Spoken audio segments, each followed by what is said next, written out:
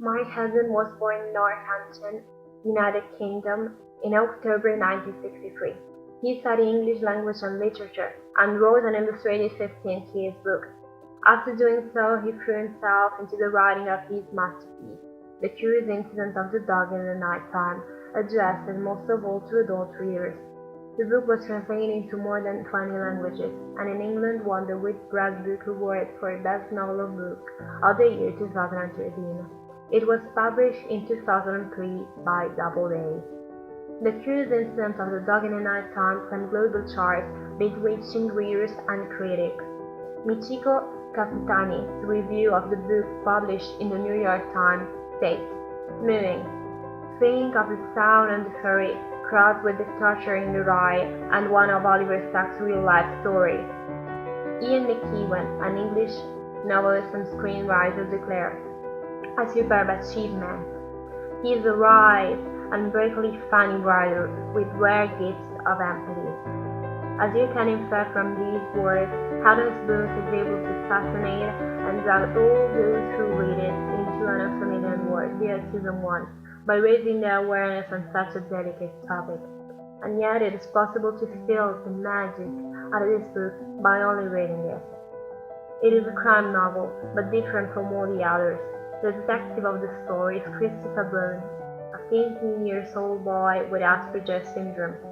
Christopher is a special boy. He is extremely good at math, but has no understanding of human emotions, and those around him have difficulties in understanding him. Instead, he relates very well with animals and loves them. He is motherless and lives in Swindon, a little city in Wiltshire, with his father Ed and his mom Sylvie. He attends a school where there are teachers who are able to take care of guys affected by disabilities, naming the book as Group H, even if the teenagers several times said that these classmates are students and their IQ is considerably lower than his. Therefore, Christopher sees different from those who are part of Group H, but also from those who are not. The blow cannot stand change and feels comfortable when things go exactly as he expected them to go. Because of this, Christopher has never gone beyond the shop at the end of the street where he lives. But when he found the corpse of Wellington, the dog of his neighbor, Mrs. Shears, he decided to dive into an inquiry that would have brought him farther than he could have ever expected.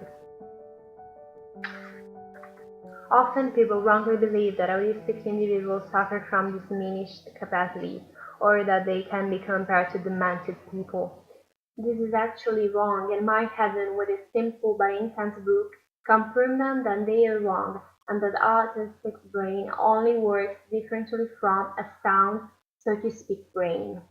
The narrator of the story is Christopher, who, by talking about himself, holds the reader's hand and drags them with naturalness and innocence in his universe. The guy hates people who yell in his face, touches him, or a situation in which his brain receives too much information, and if all this happens, he feels a severe chest pain and is able to calm himself down by only pressing his hand on his ears and groaning. Ed, Christopher's father, and an only parent of an autistic child, did not expect to have such a peculiar son, such a different but brilliant son. Yet he faces the difficult and at times frustrating behavior of the teen with notable patience and kindness.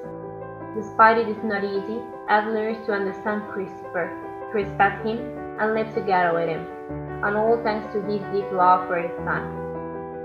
However, the writer in his novel also talks about the parent's fault, but in my own opinion, this is because he wanted to teach the readers what compassion is, the compassion that one should have towards a human being that faces extremely difficult situations that could make him make mistakes.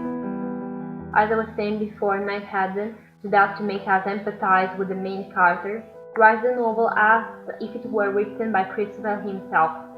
The teenager loves Sherlock Holmes, and after discovering Wellington's murder, he decided to follow Theobald's suggestion, who is one of his teachers, and write a crime novel which talks about Mrs. Shears' last murder. Christopher started investigating in his neighbor, but the clues that he will gather will bring him beyond the limits of his comfort zone. So he will overcome his fears and limits and discover many undaunting truths. But by doing so, he will learn to face situations that until that moment he would have not been able to face. The Warner Bros. Entertainment Inc. purchased the screen rights. Then, a play based on the book was made. It shined in theaters, but also on the big screen.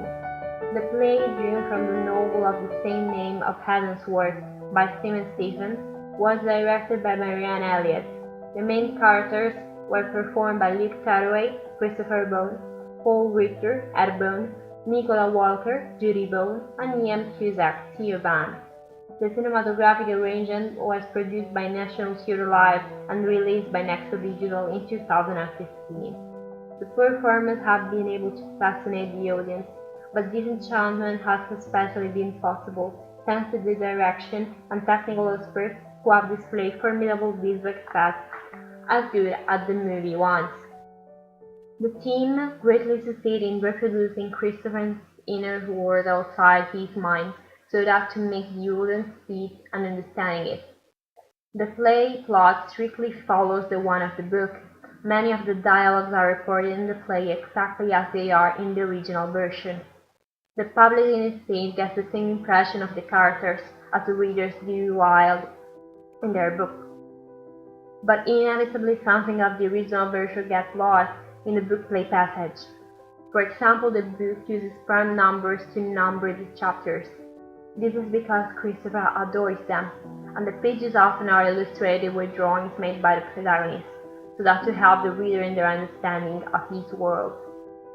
But it is necessary to remember that an adaptation is an intersemiotic translation, and as the illustrator Bisirri said, negotiation is a process by virtue of which, in order to get something, each party renouncing at something else, and at the end somebody feels satisfied since one cannot have everything. In the novel, Christopher himself tells us that he never smiles, while in the play the character smiles, even not very often. A brilliant, touching, and pleasant novel becomes a play worthy of the original version, which was performed in many of the world's theaters. The success was greater than Mark Haddon could imagine, because he saw that his book could not work on stage. Anyhow, the curious incident of the Dog in the Night Time was an unprecedented success, so read it or buy a ticket.